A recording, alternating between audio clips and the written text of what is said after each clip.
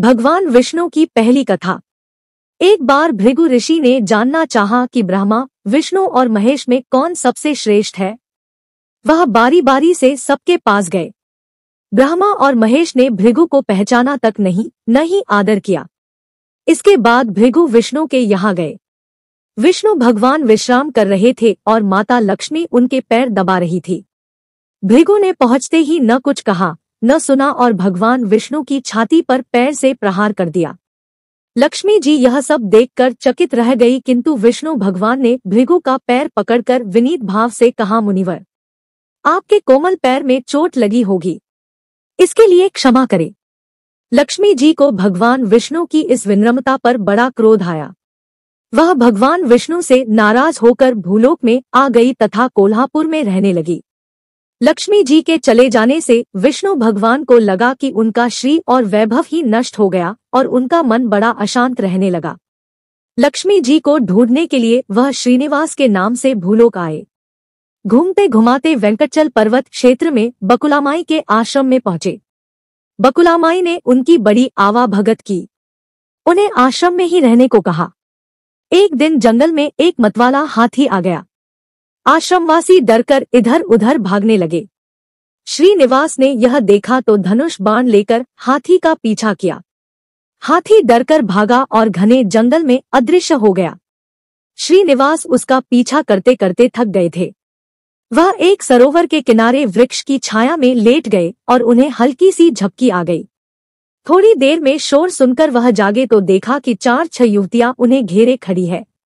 श्रीनिवास को जागा हुआ देखकर वे डपटकर बोली, यह हमारी राजकुमारी पद्मावती का सुरक्षित उपवन है और यहाँ पुरुषों का आना मना है।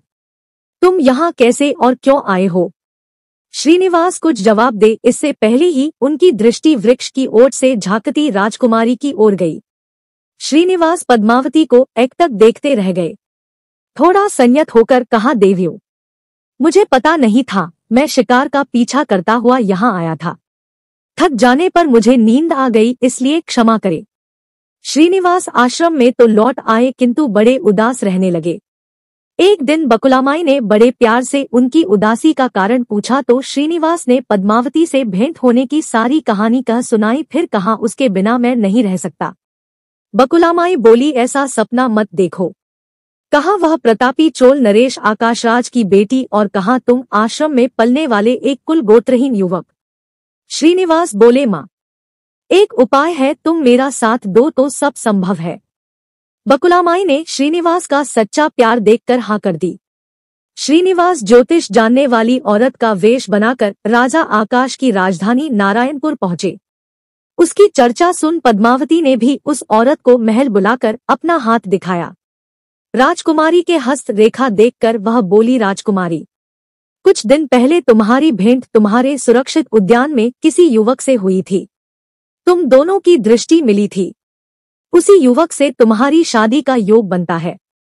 पद्मावती की मां धरणा देवी ने पूछा, यह कैसे हो सकता है? ज्योतिषी औरत बोली, ऐसा ही योग है। ग्रह कहते हैं कोई औरत अपने बेटे के लिए आपकी बेटी मांगने स्वयं आएगी। 2 दिन बाद सचमुच ही बकुलामाई एक तपस्विनी के वेश में राजमहल आई। उसने अपने युवा बेटे के साथ पद्मावती के विवाह की चर्चा की। राजा आकाश ने बकुलामाई को पहचान लिया। उन्होंने पूछा, वह युवक है कौन? बकुलामाई बोली, उसका नाम श्रीनिवास है। वह चंद्रवंश में पैदा हुआ है। मेरे आश्रम में रह रहा है। मुझे माँ की तरह मानता है। राजा आकाश ने कुछ सोचकर उत्तर देने के लिए कहा। बकुलामाई के चले जाने पर आकाश ने राजपुरोहित को बुलाकर सारी बात बताई। राजपुरोहित ने गणना की, फिर सहमति देते हुए कहा, महाराज, श्रीनिवास में विष्णु जैसा देवगुण है, लक्ष्मी जैसी आपकी बेटी के लिए यह बड़ा सुयोग्य है।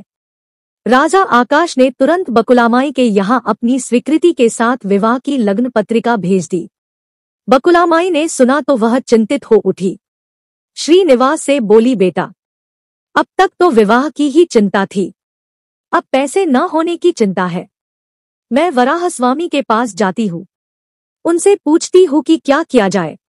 बकुलामाई श्रीनिवास को लेकर वराहस्वामी के पास गई और श्रीनिवास के विवाह के लिए धन की समस्या बताई तो वराहस्वामी ने 8 दिक्पालों इंद्र, कुबेर, ब्रह्मा, शंकर आदि देवताओं को अपने आश्रम में बुलवाया और फिर श्रीनिवास को बुलाकर कहा, तुम स्वयं इन्हें अपनी समस्या बताओ।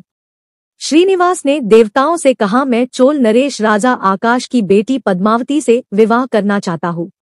मेरी हैसियत राजा के अनुरूप नहीं है, मेरे पास धन नहीं है, मैं क्या करूँ। इंद्र ने कुबेर से कहा, कुबेर, इस काम के लिए तुम श्रीनिवासन को ऋण दे दो। कुबेर ने कहा, ऋण तो दे दूंगा, पर उसे यह वापस कब और कैसे करेंगे, इसका निर्णय होना चाहिए।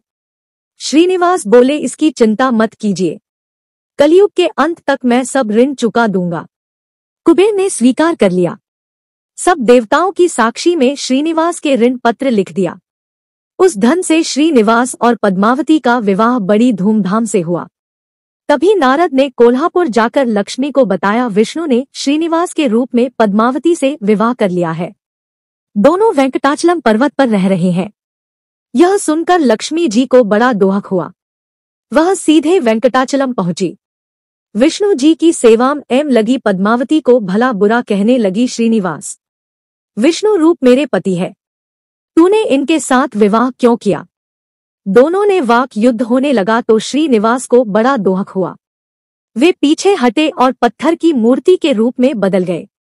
जब दोनों देवियों ने यह देखा तो उन्हें बड़ा दोहक हुआ कि श्रीनिवास तो अब किसी के न रहे। इतने में शिला विग्रह से आवाज आई, देवियों में इस स्थान पर वेंकटेश्वर स्वामी के नाम से अपने भक्तों का अभीष्ट पूरा करता रहूंगा। उनसे प्राप्त चढ़ावे के धन द्वारा कुबेर के कर्ज का ब्याज चुकाता रहूंगा, इसलिए तुम दोनों मेरे लिए आपस में झगड़ा मत करो। यह वाणी सुनते ही लक्ष्मी जी और पद्मावती दोनों ने सिर झुका लिया। लक्ष्मी कोल्हापुर आकर महालक्ष्मी के रूप में प्रतिष्ठित हो गई और पद्मावती तिरुनाचुर में शिला विग्रह हो गई।